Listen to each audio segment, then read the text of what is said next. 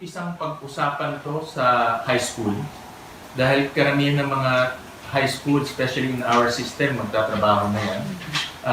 Elementary might be too young dahil baon pa yung kanilang nakuha.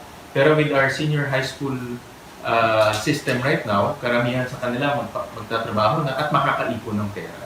So mahalagang mapag-usapan na ito sa senior high school, especially in our provinces. Then nakita ko, in Aman, nag-operate sa Zamboanga del Sur, ito naman sa Davao del Sur. So nag-operate sila in areas na madaling maengganyo, madaling hikayatin yung ating mga kababayan. So maganda maturo na ito sa ating mga senior high school, itong financial literacy.